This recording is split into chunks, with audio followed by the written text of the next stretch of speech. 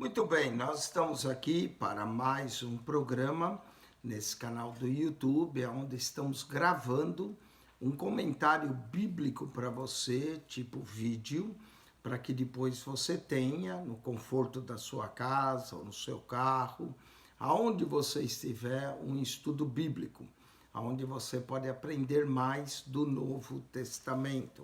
O Novo Testamento possui 27 livros, 260 capítulos, 7.959 versos. Nós estamos comentando livro por livro na ordem canônica.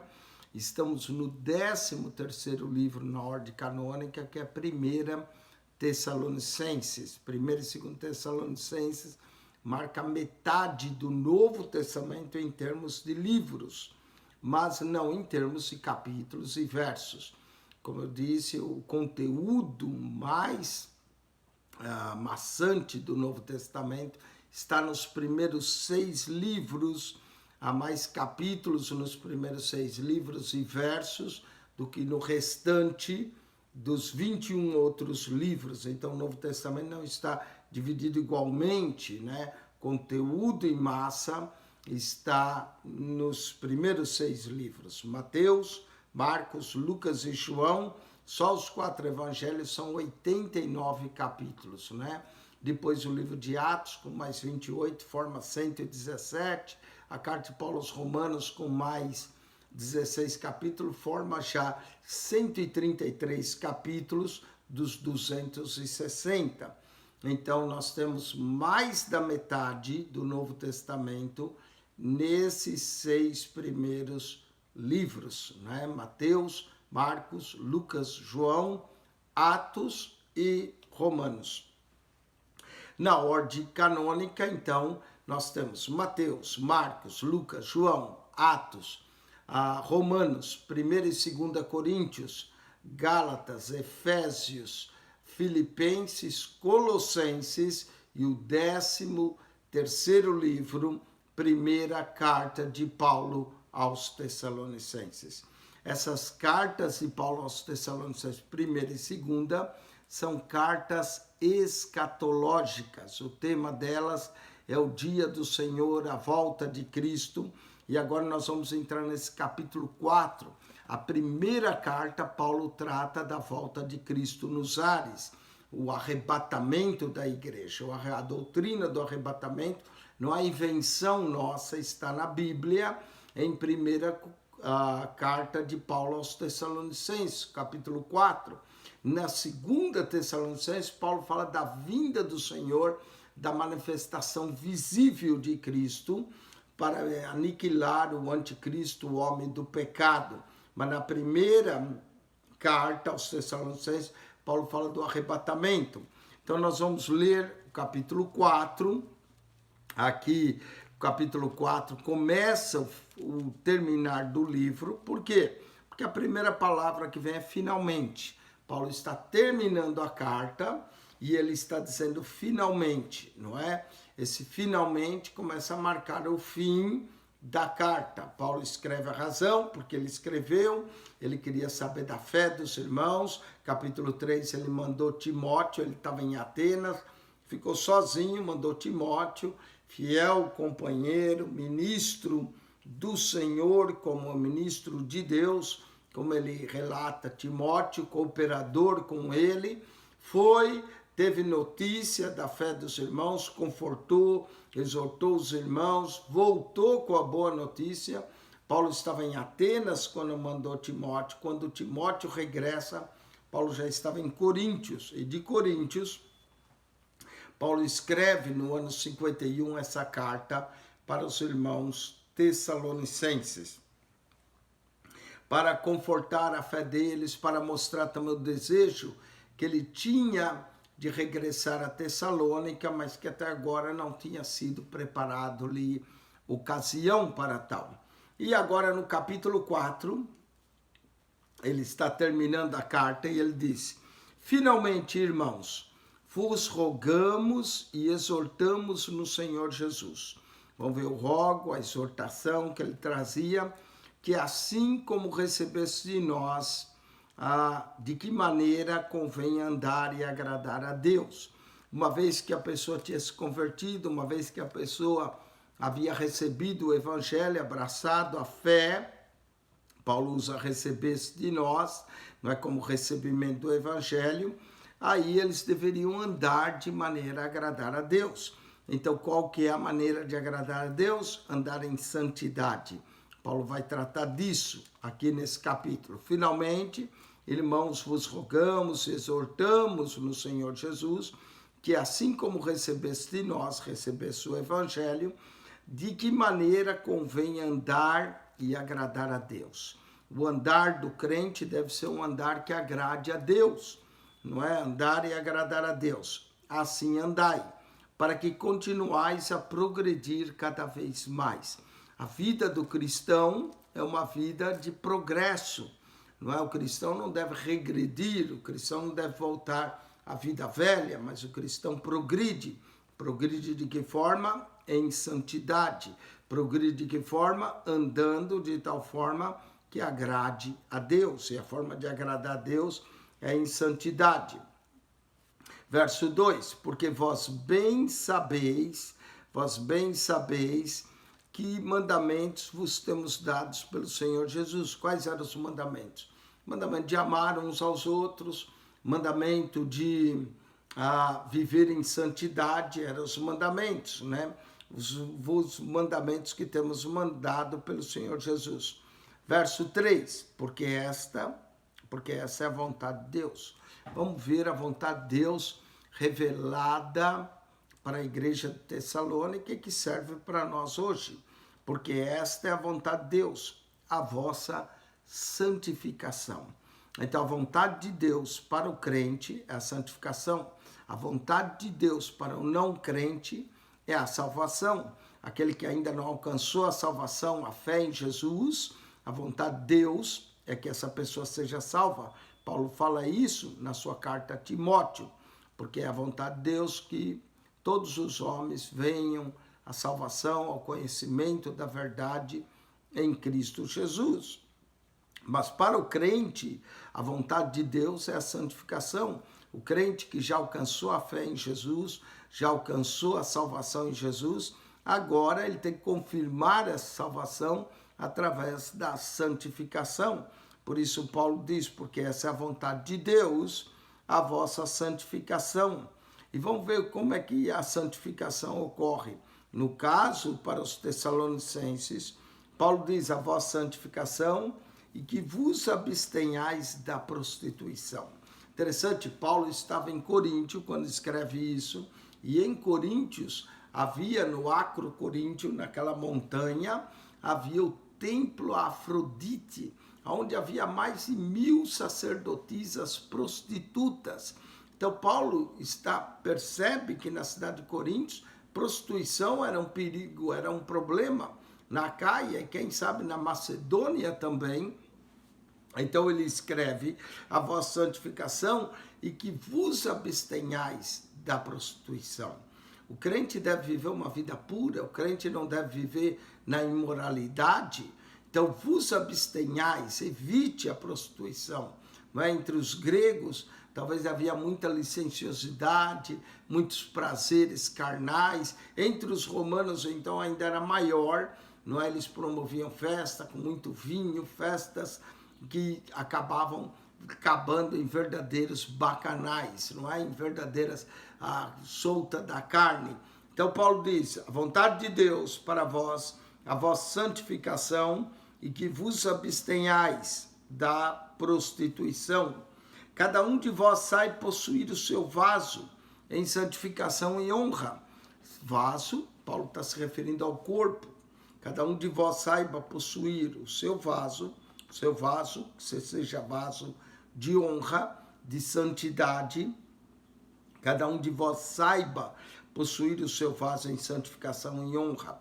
Verso 5, não na paixão da concupiscência, não nos desejos carnais, naturais, que todo mundo tem.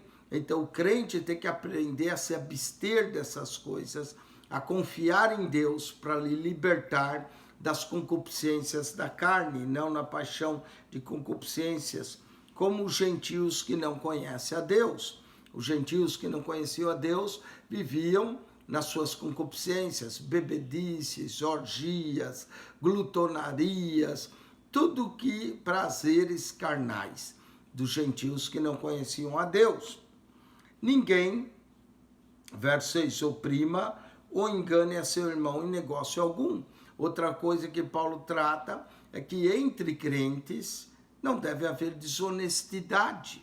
Olha só, ninguém oprima ou engane seu irmão em negócio algum. A igreja de Coríntios, mais tarde, quando Paulo escreve, estava havendo um problema sério de crentes, levando a outro a tribunais, porque estavam sendo enganados em negócios. E Paulo, de uma forma, está escrevendo aos Tessalônicas, mas menciona problemas que eles estavam vendo, provavelmente também ali em Coríntios, né? Prostituição, orgias, paixões da carne. Então ele diz, ninguém oprima ou engane a seu irmão em negócio algum. Por quê? Porque o Senhor é vingador de todas essas coisas. Se nós enganamos nossos irmãos, enganei aquele irmão, vendi um carro para ele ruim. Deus vê isso. Deus é vingador dessas coisas. Não há nada que nós façamos nas ocultas que não venha à tona. Deus é vingador. Quem quer oprimir, enganar o irmão, Deus é vingador de todas as coisas, como também antes já dissemos e testificamos. Ou seja, o crente tem que andar abstendo-se da prostituição, abstendo-se das paixões, das concupiscências, mas vivendo honestamente, não enganando, não oprimindo o irmão, não tirando vantagem de ninguém. Então o crente deve andar assim, porque não nos chamou Deus para imundícia. Imundícia da carne, imundícia das desonestidades. Deus não nos chamou para imundícia, mas para a santificação. 2 vezes aqui Paulo menciona santificação. Verso 3, verso 7. Essa é a forma de andar, santificação. Eu gosto da palavra santificação, porque é a ação de ser santo. Santificação é uma ação. A vida do cristão é uma ação constante a buscar a santidade, não é? Francis Alsbury disse o seguinte: meu desejo é viver para Deus hoje, mais para Deus hoje do que ontem, e ser mais santo amanhã do que hoje, não é? Então hoje você tem que ser mais santo do que ontem, amanhã mais santo do que hoje. Essa é a ação da santificação. Então que nós possamos andar na santificação. Verso 8, Paulo vai dizer, portanto, quem despreza isso, não despreza o homem. Se você está desprezando isso que eu estou falando, não está desprezando ao homem, mas sim a Deus, que nos deu também o seu Espírito Santo. Porque Deus nos dá o seu Espírito Santo para nossa santificação. Já está falando do Espírito Santo. Se nós andarmos no Espírito Santo, vamos ter que ter uma vida santa, não é? Então, o Espírito Santo, o cristão deve andar com o Espírito Santo. Vamos, verso 9. Quanto, porém, ao amor fraternal, o amor que deve haver entre irmãos, não necessitais que vos escreva, visto que vós mesmos estáis instruídos por Deus, que vos ameis uns aos outros. Então, Paulo, apesar de dizer que não necessita, apesar de dizer que no capítulo 3, verso 12, que ele pedia que o Senhor aumentasse os irmãos em amor, novamente ele lembra, quanto ao amor fraternal, eu não necessito que vos escreva. Esse era o mandamento que Paulo diz do Senhor, né? Ele diz aqui, porque vós bem sabeis que mandamento vos temos dados pelo Senhor Jesus. Qual era o mandamento do Senhor? Um novo mandamento vos dou, que vos ameis uns aos outros, assim como eu vos amei. Quanto ao amor fraternal, o apóstolo diz, não necessita que vos escreva, visto que vós mesmos estáis instruídos por Deus, que vos ameis uns aos outros, porque também já assim o fazeis para com todos os irmãos que estão por toda a Macedônia. Então, o amor da igreja de Tessalônica era conhecido. E Paulo chega a mencionar que quanto a esse amor fraternal, não era preciso nem escrever nada, porque os irmãos já andavam e já faziam isso por toda a Macedônia. Exortamo-vos, porém, que ainda nisto continueis a progredir cada vez mais. Apesar de Paulo dizer não precisa escrever, vocês já estão fazendo, mas nós vamos exortar para que vocês continuem e continuem fazendo mais ainda. Quer dizer, ninguém ainda é suficiente em amor.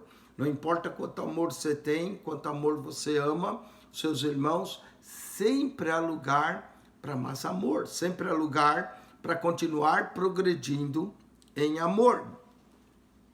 Paulo agora diz, e procurais viver quietos.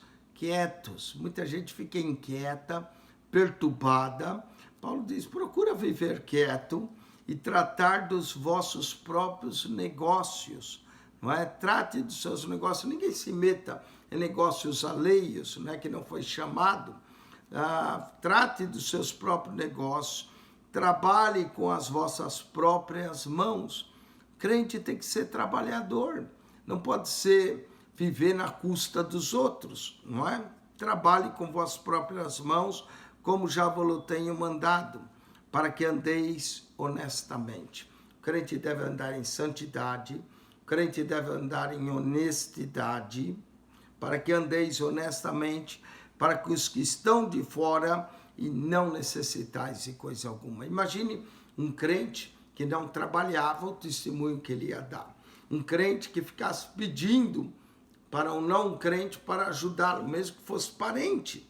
Era um mau testemunho. Paulo diz, olha, vocês andem honestamente para os que estão de fora, para que eles não vejam que vocês estão em necessidade. Tendo necessidade, não iam querer crer nesse Deus deles, porque viviam em necessidade. Mas se eles tratassem seus próprios negócios, se eles vivessem honestamente, trabalhando, suprindo suas próprias necessidades, isso ia ser um bom testemunho para os que estão de fora.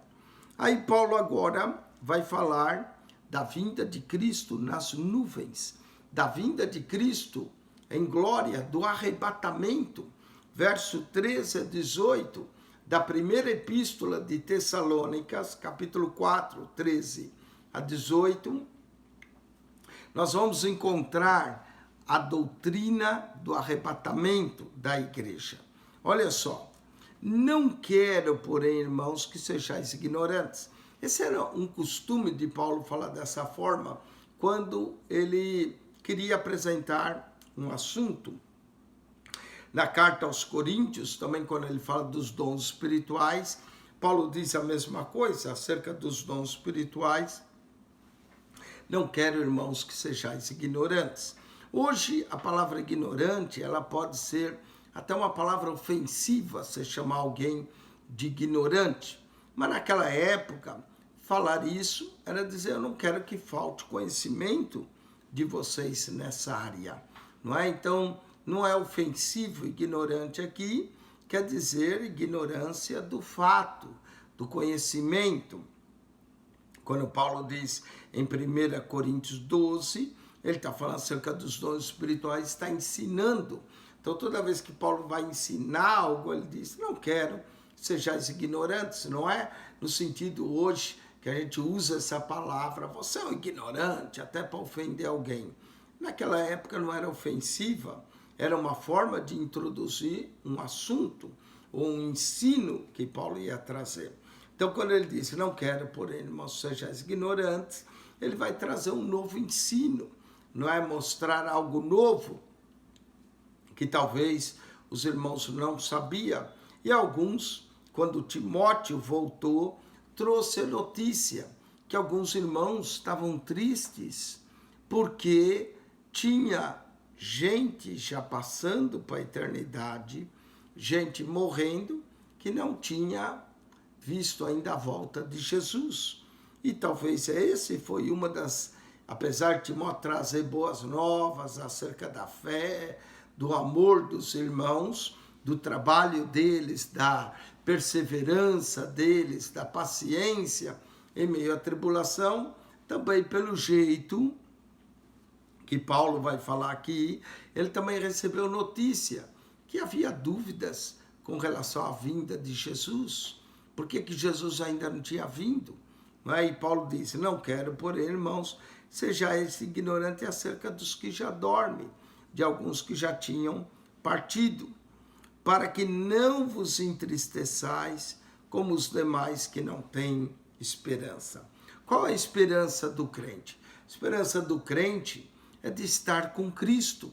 Para isso ele creu em Cristo, para isso ele anda em santidade, procurando agradar a Deus. Então, o crente não precisa ser como os demais que se entristeciam, como alguém que não tinha esperança. Não sei para onde fulano foi, o que aconteceu com ele. Paulo diz, não quero que sejais ignorantes acerca dos que já dormem, para que não vos entristeceis como os demais que não têm esperança. É sinal que o crente tem uma esperança. Qual a esperança do crente? Estar com Cristo. Viver com Cristo. A vida eterna com Cristo. Essa é a esperança do Evangelho, né? Cristo em nós, esperança da glória. Porque se cremos, olha o que Paulo vai dizer, porque se cremos que Jesus morreu e ressuscitou. A crença em Jesus não é apenas na morte, a crença em Jesus é na morte e na ressurreição.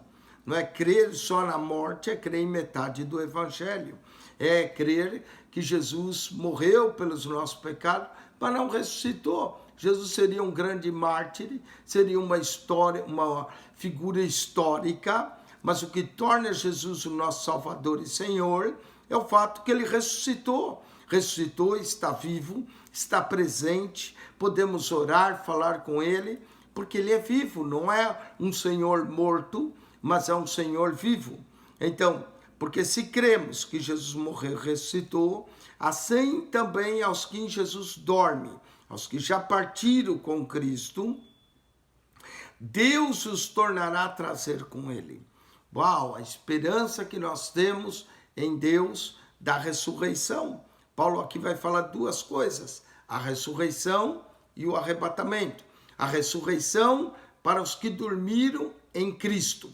O arrebatamento para aqueles que estiverem vivos na volta de Cristo, no retorno de Cristo. Quando Cristo vier, quando a trombeta soar. E aqui, essa volta de Cristo, você vai notar que não é uma volta que o mundo vê. É uma volta em que nós vamos encontrar com o Senhor nos ares, ou seja, no arrebatamento da igreja.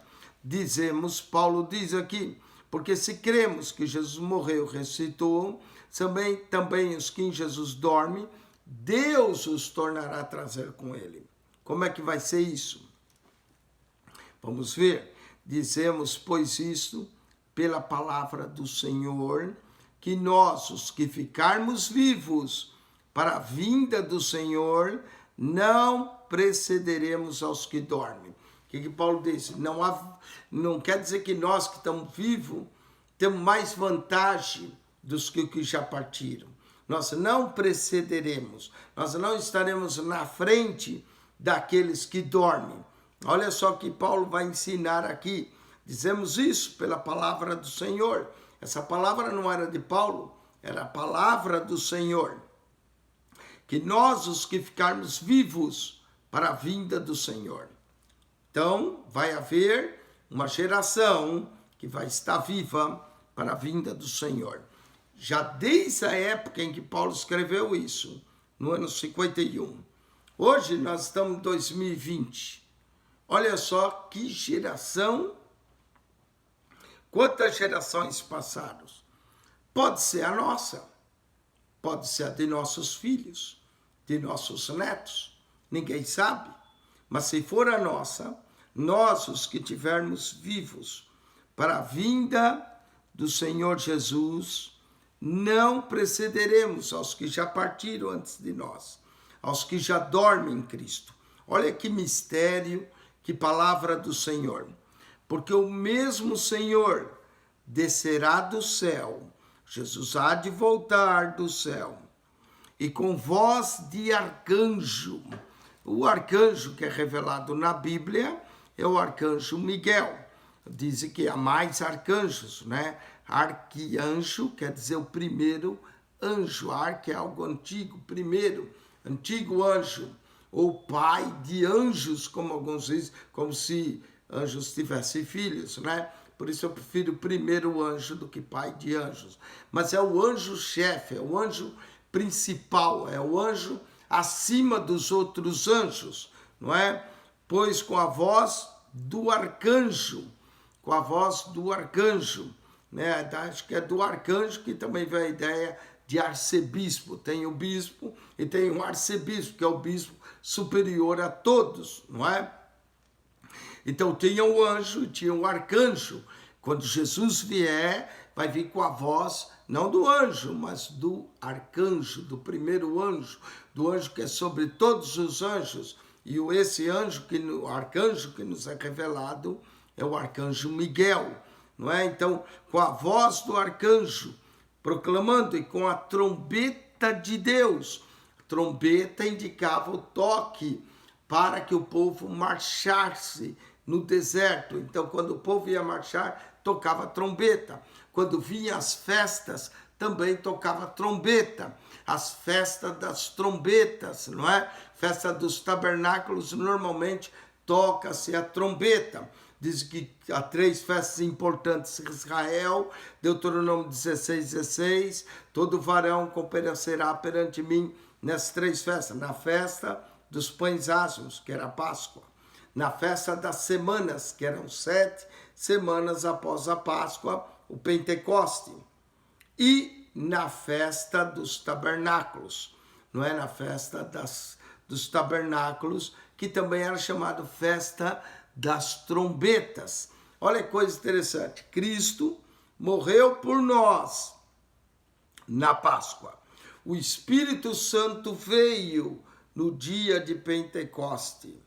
E muitos dizem que Jesus vai voltar na festa das trombetas, na festa dos tabernáculos. É quando ele virá. E normalmente essa festa ocorre em setembro e outubro. Por isso que todos, e não é 1 ou 2, que já marcaram a volta de Cristo, sempre marca entre setembro e outubro, não é? Ninguém sabe o dia, a hora, o tempo, mas todos que marcam em torno disso.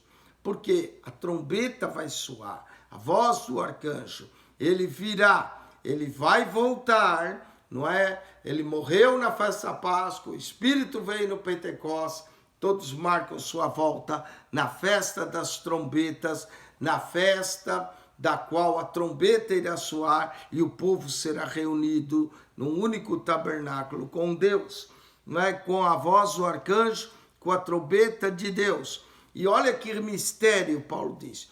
E os que morreram em Cristo, ressuscitarão primeiro. O que nós encontramos aqui em 1 Tessalonicenses? Nós encontramos a doutrina da ressurreição. Se cremos que Jesus morreu, ressuscitou, nós também iremos ressuscitar com ele. Os que dormiram em Cristo, os que estiverem vivos, serão transformados. Olha só, e os que morreram em Cristo ressuscitarão primeiro. Vão ressuscitar primeiro. Depois, nós, os que ficarmos vivos para a vinda de Jesus, seremos arrebatados. O arrebatamento da igreja vai ocorrer. Seremos arrebatados juntamente com eles, com aqueles que ressuscitaram, nas nuvens. Iremos encontrar o Senhor nas nuvens, a encontrar o Senhor nos ares, e assim estaremos sempre com o Senhor. Sempre com o Senhor. Então, os que dormiram irão ressuscitar, os que estiverem vivos serão arrebatados. Paulo diz em 1 Coríntios 15, que será num abrir e fechar de olhos, não é? Seremos arrebatados a encontrar com o Senhor nos ares, e assim estaremos sempre com o Senhor. Vale a pena aqui citar as 3 posições teológicas acerca do arrebatamento. Há aqueles que creem que haverá um período de grande tribulação na terra, qual nunca houve, porque isso é prometido, mas que esse período será para Israel se arrepender. E então defende a posição que a igreja não passará pela grande tribulação. Isso são chamados pré-tribulacionistas, que crê que a grande tribulação será a 70ª semana profetizada pelo profeta Daniel, no capítulo 9, sabe Daniel que 70 semanas está determinada para o seu povo, e as 70 semanas estão divididas em 3 períodos. Primeiro período, as primeiras 7 semanas são semanas proféticas de 7 anos, para a reconstrução da cidade santa, 49 anos, quando saiu o edito de Artaxerxes, para que a cidade fosse reedificada, os muros, através de Neemias, não é? Então deu-se 49 anos, depois 62 semanas, 7 anos, são mais 437 anos que viriam dessas 434 anos que viriam dessas 62 semanas até ungido Cristo, e ele seria tirado. E aí 62 mais 7 são 69. Ficou faltando uma última semana profética de 7 anos, para que está determinada aos judeus. Então o que muita gente crê? Crê que Deus teve 62 semanas, 69, né, 7 até a edificação dos muros, mais 62, 434 anos até a vinda de Cristo. Jesus veio, não é? E aí ficou faltando uma semana. Que quando a volta de Jesus, Deus abriu a salvação aos gentios. Esse é chamado na Bíblia o tempo dos gentios, a plenitude dos gentios, até que o número dos gentios se complete, e aí virá a última semana. Então, crê que essa última semana de 7 anos, como é para Israel, a igreja não passa. Então, a igreja é arrebatada para estar com o Senhor nos ares. Essa posição teológica, escatológica, é chamado pré-tribulacionismo. Alguns acreditam que os primeiros 3 anos e meio não será tão ruim assim, e que a igreja vai ver o anticristo, como diz na 2ª carta de Paulo aos Tessalonicenses, capítulo 2, mas que no último período desses 3 anos e meio, 42 meses, 1260 dias, mencionado no livro de Apocalipse, a igreja não passa pelo período mais terrível, a igreja é arrebatada no meio da grande tribulação. Essa posição escatológica é chamada de mídio-tribulacionista. Pré-tribulacionismo não passa pela grande tribulação. Mídio-tribulacionismo passa pela metade da grande tribulação, depois é arrebatada, estará com o Senhor nos ares. E existe o pós-tribulacionismo, que ensina que a igreja é arrebatada, encontra o Senhor nos ares, mas que o Senhor está vindo e que a vinda de Jesus se dará de uma única vez. Ele vem nas nuvens, os que morreram são ressuscitados, estão com ele, os vivos são arrebatados, se põem atrás do Senhor, mas o Senhor não para de vir, continua vindo, se manifestando, e aí destrói o inimigo, o anticristo, estabelece seu reino milenar sobre a terra. A ideia do pós-tribulacionismo é quando um governador, um rei ia chegando na cidade, a cidade toda saiu ao encontro dele, se punha atrás dele, e aí ele entrava na cidade e a cidade toda com ele. Então essa é a ideia do pós-tribulacionismo. Pré não passa pela grande tribulação. Igreja arrebatada 7 anos antes. Mídio, a igreja vai até a metade, é arrebatada no meio. Pós, a igreja é arrebatada, encontra com o Senhor nos ares, mas a vinda de Cristo continua e ele vem e estabelece o reino milenar. A grande pergunta, passa, não passa? Passa pela metade da grande tribulação? Não. Paulo não fala nada disso aqui. Paulo apenas diz que o Senhor virá, descerá do céu com voz de arcanjo, com alarido, que os que morreram em Cristo ressuscitarão primeiro, depois nós, os vivos, seremos arrebatados. Paulo fala do arrebatamento, mas não fala se é antes, se é no meio, se é depois, não é? E são os teólogos que dizem. As pessoas falam, pastor, o que o senhor crê? Eu creio particularmente no pré-tribulacionismo. Eu creio que a tribulação não é para a igreja, mas isso eu que creio. Essa é a minha posição, é isso que eu defendo, ensino, prego, não é? É o que eu creio. Eu posso estar errado? Sim, irmãos, eu não sou o dono da verdade, não é? O dono da verdade é Deus. E se eu tiver errado? Se eu tiver errado, nós vamos passar pela grande tribulação. Mas a grande verdade é que Cristo vem. Até alguém me perguntou, será que esse coronavírus já é o início da grande tribulação? As igrejas estão sendo proibidas de reunir? Não sei, pode ser, pode não ser. Pode ser apenas uma pandemia, como já houve outras, como a pandemia espanhola em 1920, não foi o fim. O mundo naquela época estava na guerra mundial, muita gente morreu, mais do que até, e não foi o fim, não é? Se bem que a Assembleia de Jeová já tinha marcado a volta de Jesus em 1918, e em 18 estourou a Primeira Guerra Mundial, não é? Depois marcaram outras datas e tantas outras datas que já foi marcada 73 para o fim do mundo, e tantas outras coisas. Mas a grande verdade é que a escatologia é difícil, não é? Agora, o que é verdade na escatologia é que os mortos irão ressuscitar, os que estiverem vivos por ocasião serão arrebatados para encontrar com o Senhor nos ares. Se é pré, se é mídia ou se é pós, a Bíblia não fala.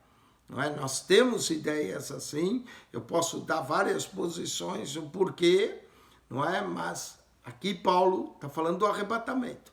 Paulo está falando da ressurreição. É isso que ele fala. E ele diz, verso 18, para encerrar, portanto, consolai-vos uns aos outros com essas palavras. Quais palavras? Que nós temos uma esperança.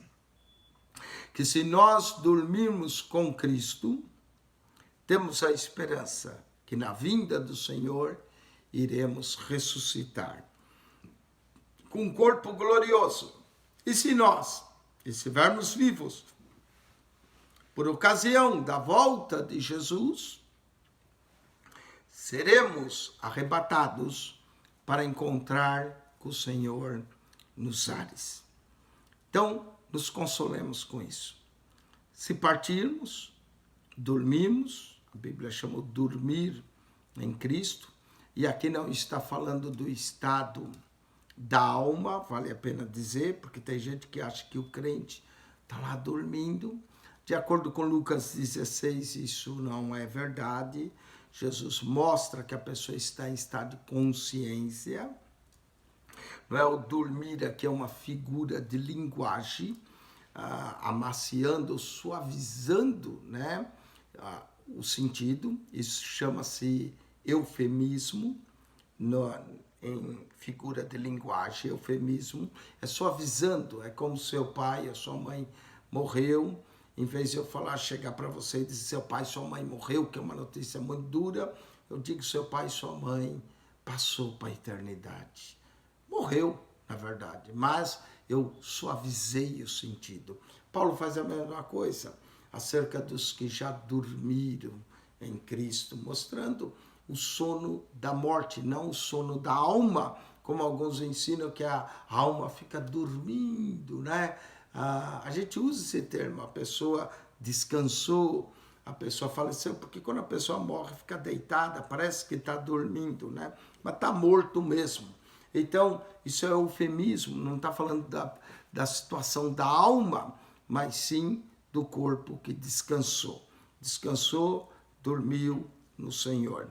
Os que dormiram no Senhor, usando o eufemismo, a figura e linguagem de Paulo, irão ressuscitar. E os que estiverem vivos serão arrebatados para encontrar com o Senhor nos ares.